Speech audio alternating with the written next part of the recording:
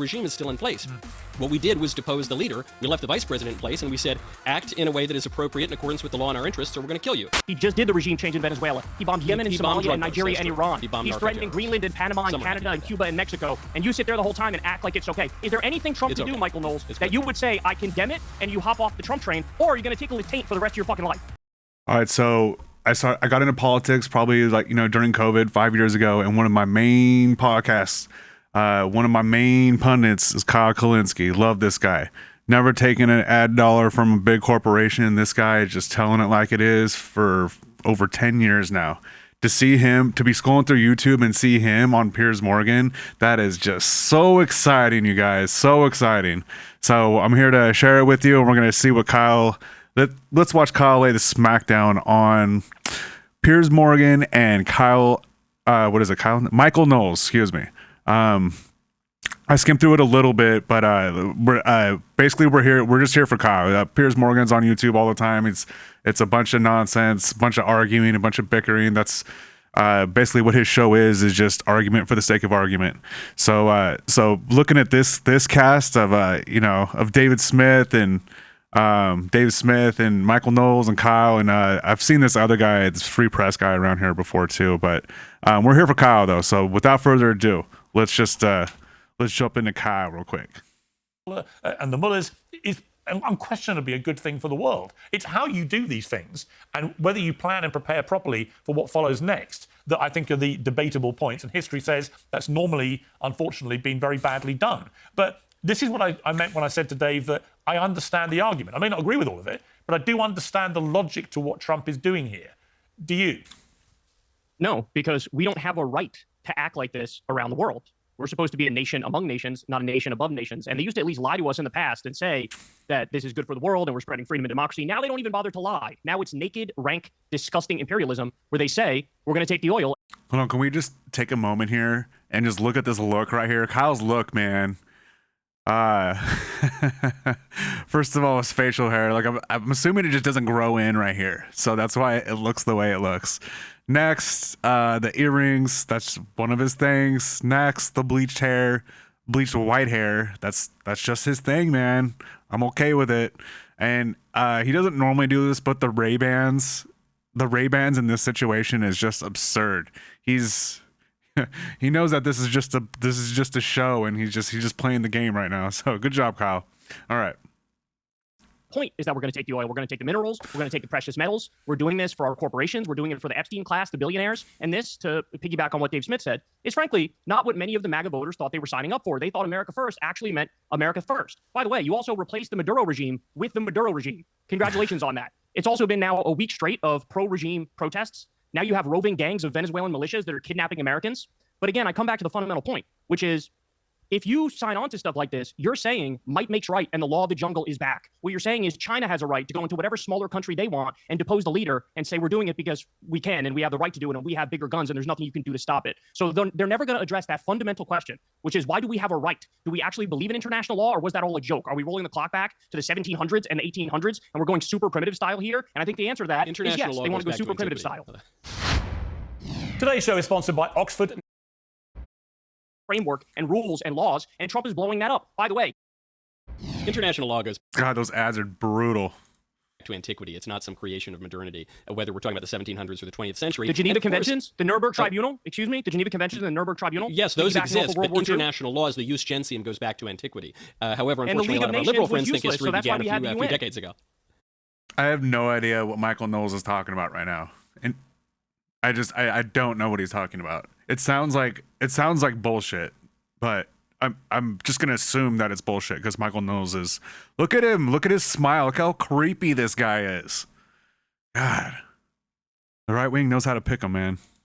The League of Nations was useless. It fell apart, and that's why we had the UN. That's why we had the Geneva Convention. Right, I'm talking about millennia ago, because we looked not at merely piles of millions of dead bodies, and we said that's a bad idea.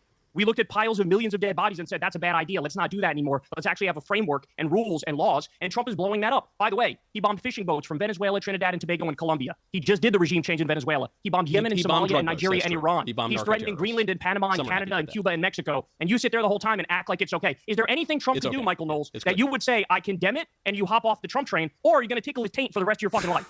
No, there have been plenty of Trump policies that I've criticized. Let's just take a minute. Let's just take a minute to absorb Kyle's message. Oh man, no one hates Trump more than Kyle.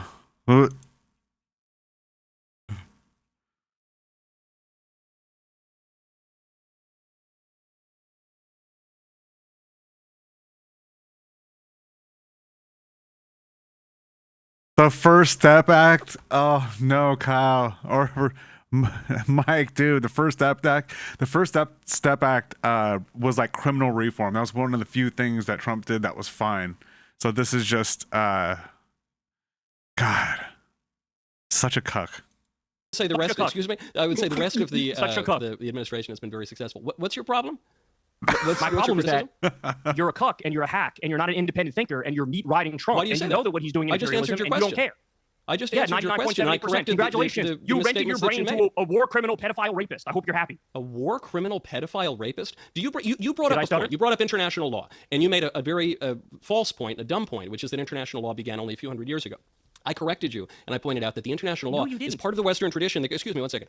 It goes back to antiquity. It's a principle of the jus gentium. And then you said, well, international law has failed because of the League of Nations failure, which I think is actually undermining your argument and proving my point and proving Trump's point, because the liberal internationalism that was established by people like Woodrow Wilson did in fact fail, which is why we need to restore an older and more classical conception of the international order, which is precisely what Trump's doing. So I think you've hoisted yourself with your own petard. And then you just make a lot of vulgar sort of non sequiturs because you don't have a leg to stand on. All right, let me bring in... Let me ask you this question. Piers, let me ask him a question real quick.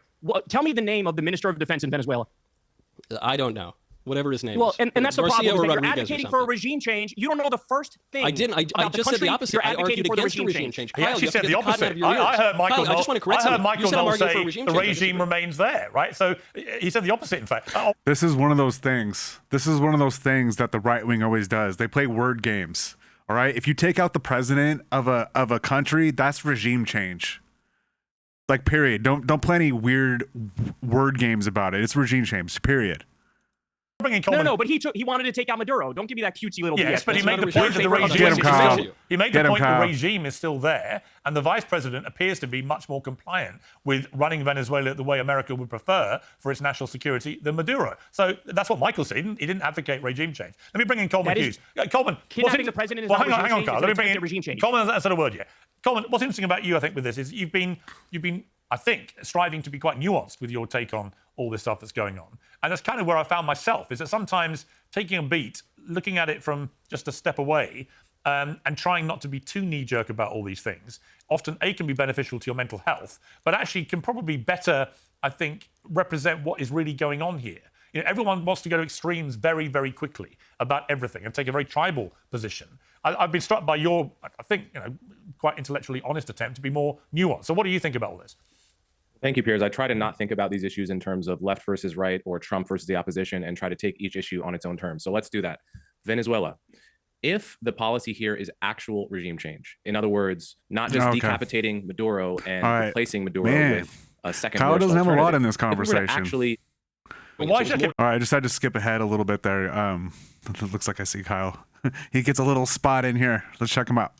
That's the argument. That's the argument that Trump got Biden's policy done. Well, by that logic, Michael, why should President Xi not be able to go into Taiwan and take the leader and put him in a Chinese courtroom? By that logic. Can I address that, Piers? He's got no answer, Piers. I'm happy to answer. Well, let Michael answer. We can stop interrupting before. Yes. So the only reason that Xi has not gone into Taiwan so far is because the United States has told Xi not to.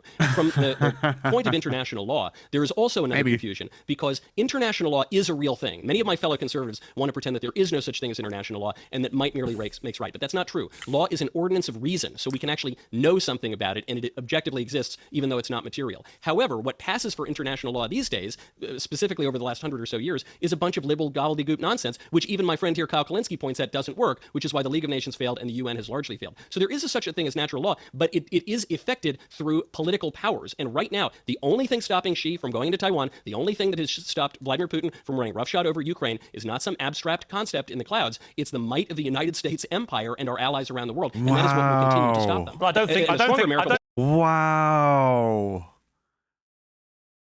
He literally believes that the reason why the world is in order right now, it is the way it is it's because of the United States military. That's what he thinks. That's That's wild, man. That's what I used to think, like back when I was in high school. When I was younger, my brain was simpler, and I didn't think about nuance and things like that. That's the way I thought, but that's what Michael's still stuck in that era.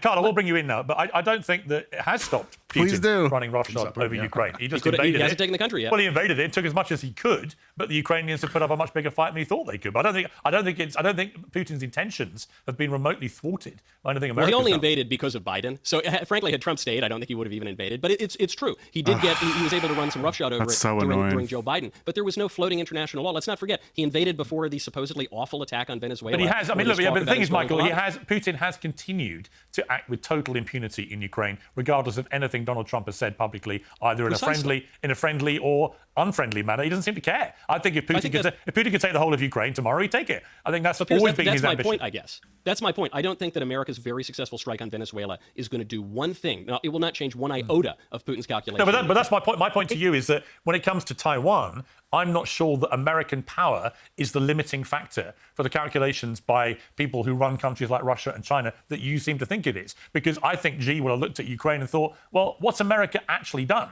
to stop Putin taking as much as he can? Do you think that international law is going to limit Chairman Xi? Well, no, I don't actually. I do think the concept of international law has been twisted and torn apart so badly that I'm actually uncertain what it really means anymore. Because people don't seem to. I mean, if you look at what Israel's done in Gaza, I would say they've trampled over international law with utter impunity, and they don't care.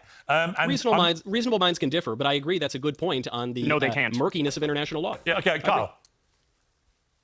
Yeah, well, I mean, I find this whole conversation preposterous because the idea that we're the moral arbiter of anything is honestly laughable. Trump is himself a criminal. He was best friends with Jeffrey Epstein. He's covering for a billionaire pedophile cabal as we speak. We armed and funded a genocide in Gaza. We also armed and funded a genocide committed by Saudi Arabia.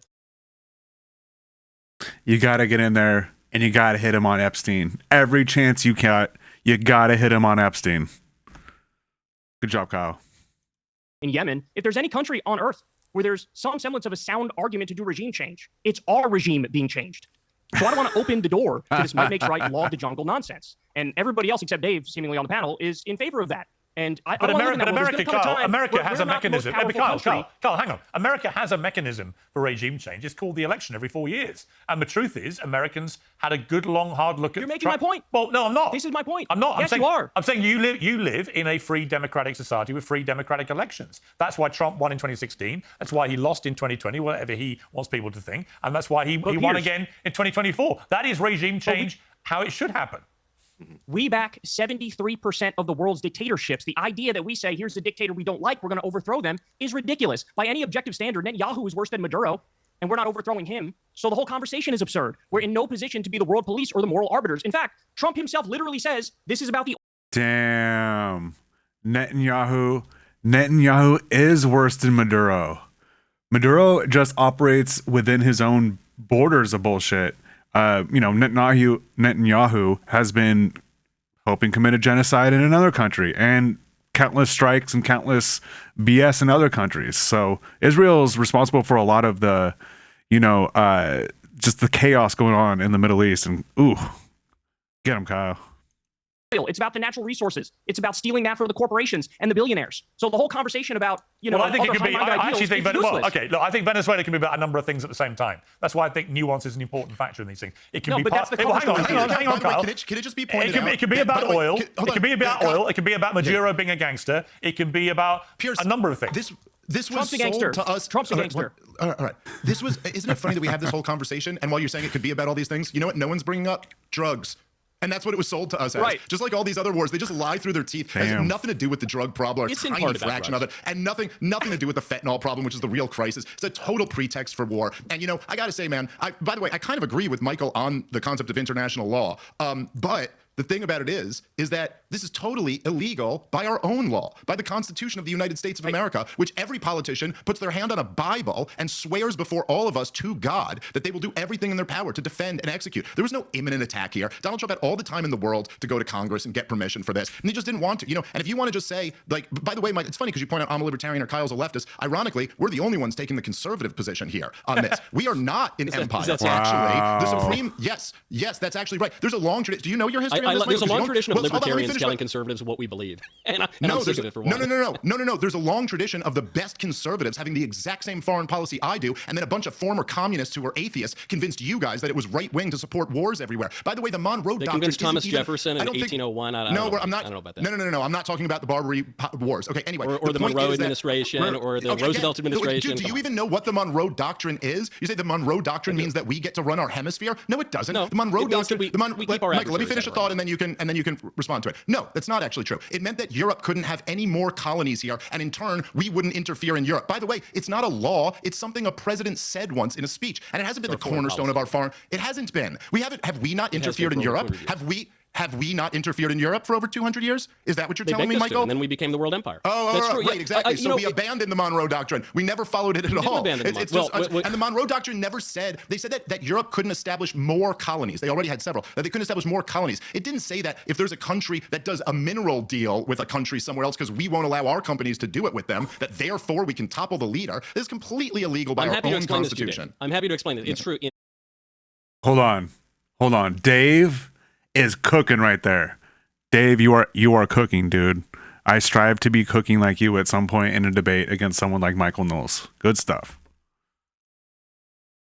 In 1823, the Soviet Union did not yet exist, and other adversaries around the world did not yet exist. We have expanded the notion that European powers, which were a threat to us, should not interfere in the Western Hemisphere, to those other adversaries as well, who you recognize are adversaries. It seems to me where the big difference here on the panel is that you, Dave, at least, will acknowledge that America has interests, and there are bad regimes. You're making some crazy claims that the Constitution doesn't allow the United States to be commander-in-chief of the Army. You're making a crazy claim that Congress... No, I'm saying it doesn't allow them to declare a war. You're making a crazy claim that it was... Excuse me. You're making a crazy claim that it was somehow illegal to follow a court order from 2020 to take out Maduro and arrest him. Anyway, you're making all sorts of... Is that how we do foreign policy by court order? Hold on 1 second, guys. 1 second. I'm happy... Talked about both sides taking sort of... Gotta skip ahead a little bit. There was another 10 minutes of no Kyle. Moving forward. This is a great conversation, by the way. Enjoying every minute of it, but we can't be here all day, so... Implacable incendiary positions. You compared ICE agents to Nazis, described the officer as an ICE thug who murdered a woman on camera by shooting her in the face. I mean, you're determining there that what we have watched with our own eyes, because we got the benefit of seeing all the videos, is somebody making a deliberate calculation to murder that woman for no reason. Yes. I think he did. And Why I would think you if do study that? the video closely, well, I'll explain it to you. So first of all, these guys are all roided up freaks. Let's point that out, that these are like Proud Boys and white nationalists and the dregs of society who have now been given a gun and a badge. Well, that's a ridiculous generalization. And again, I don't think let me finish talking. That kind of generalization doesn't help your argument. It makes you sound equally deranged. No. I don't care about convincing you guys with your cult of fake nuance. I care about speaking to the American people who saw with God their eyes forbid we should have nuance. Yeah, because it's fake nuance. That's the problem. You have J.D. Vance out there saying that this guy should have absolute immunity. Absolute immunity? So I don't if agree. Rape somebody, he should be able to get off? This is fucking ridiculous. Absolute immunity. I don't agree. Nor do I think, Kyle, that Renee Good was deliberately trying to run over this ICE officer. I just don't think that there's any evidence that she was trying to do that or to cause him bodily harm. I think it was quite clear from the wheel positioning that she was trying to drive away. And the guy was ignoring his training to stand in front of her, and he had a past incident which probably in the moment made him fear the same thing was going to happen. Piers, and he shot him. we have to have one if you watch closely, just one little bit to check some I facts. literally never even made the fucking point I was trying to make at the beginning. Don't talk at the same time. The wheels were aimed at the cop when she accelerated. All right, Kyle, I'll come back to you. Kyle, I will come back to you. Let Michael just interject on this one point. This is really important because I feel sorry for the woman. It's very sad that she died. I'm not in any way happy that she died. No, you don't, Michael. She was Get the in fuck that out of position, here. one, because her lesbian partner said, drive, baby, drive. The lesbian partner then said, it's my fault. Why is it relevant that she's a lesbian? Hold on 1 second. Why is it relevant that she's a lesbian? Why is it relevant that she's a lesbian? 1 second, Kyle. I'm just trying to. Actually, I would say it's irrelevant that she's a lesbian. Secondly, drive can be an entreaty to drive away, which is what I think she was doing. Thirdly, the demeanor of Renee Good in the final video that came out shows somebody pretty calm, certainly not confrontational, certainly doesn't look to me like somebody intent on mowing down an ICE officer. Piers, I think she just wanted to get out of there. Are you suggesting, Piers, hold on, are you suggesting that because a woman says, I'm not mad, that means she isn't mad? I think anyone who's ever interacted with a woman knows that's not what that phrase means. Second of all, we don't have to just judge by her words. She accelerated. You can look at it in the footage while the tires are aimed at the cop. And this is a message. I feel bad for her. She was indoctrinated into thinking that you're allowed to drive your car at cops or disobey police orders or block traffic and create... Using the woman analogy that I'm not mad, that is so weak, dude. Dangerous situation. This is an important message to all the leftists out there who want to do this. You cannot drive your SUV into a police officer. If you do that, you will be shot in the face and deserve it. And it will be very You will be shot through the driver's side window. Sad. All right, Kyle. I love that we're now doing character assassination of a 37-year-old soccer mom who got shot in the face 3 times. You're fucking disgusting for doing that, and you know that you're disgusting for doing that. And if you watch the video closely, he switches hands with his phone to prepare to grab his gun before he was in any danger whatsoever. Okay, so this guy, he knew what he was doing. He knew what he was getting himself into. These people are looking for trouble. They're going to Minneapolis. They are cracking skulls. They are rounding up innocent people. They absolutely are Trump's Gestapo, and everybody knows it. All right, let me bring in Dave Smith. Dave Smith, what's your view of this?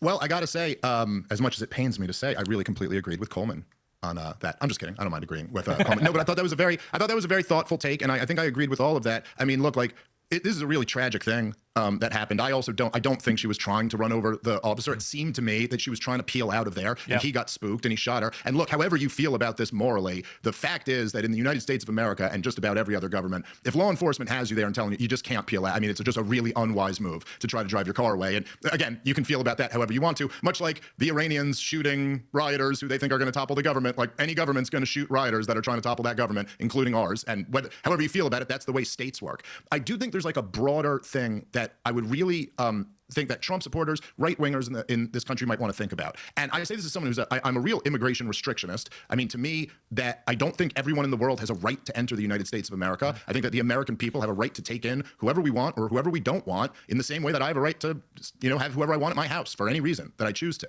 And so anybody who's here illegally, I think we have a right to remove them. But I do think you got to start to ask some real questions about what type of juice we're getting for this type of squeeze, and real questions of what we're doing to our own neighborhoods here. I mean, you really do have a situation, as Coleman kind of outlined, where like masked federal agents are kind of acting like thugs, pulling out guns in suburban neighborhoods in front of, and for all of this, for this big show of force that is such a provocation of the radical left in this country and getting them out on the streets. I've seen the Trump administration says 10 million illegals came in under Joe Biden. I've seen estimates that are north of 30 million illegals totally in the country. And for all of this, we're talking about getting like a couple 100,000 of them. So in other words, we're not even making a dent on the real problem. And yet we are doing something where more incidents like this are more and more likely. And I got to say, and I appreciate even that Michael said, like, there's a tragic thing, but I'm sure he saw too, some of like the ghoulish, response from so many right-wingers like on Twitter and stuff celebrating. And you know what? It reminded me. And you know what? All right. Great conversation. And Dave Smith is just spot on with his interpretation of ICE and the way they've been acting in the country and Minneapolis in particular. Anyway, it's good to see Kyle on on someone else's show debating someone. Personally, he knows his facts, he knows his stuff. I want to see him stick to that a little bit more. Probably a little bit less name calling and putting people down. Even though Michael Knowles, he deserves it. He's such a clown, man. He's a cuck. He loves Donald Trump. He will defend him no matter what. And inevitably, he just sucks. That's not a guy that I would want to go have a beer with, like, for sure. So anyway, Kyle, dude, do more debates like this, man, because this is entertaining for me, and we love seeing you outside of your comfort zone, and you need to be out there debating, dude, because you're good at this shit, man. All right, that's all I got for today. We'll keep you up on the weekend. We got a lot going on with Venezuela, with ICE. There's a lot going on just in general. So give me a like, give me a subscribe, and I'll catch you next time, guys.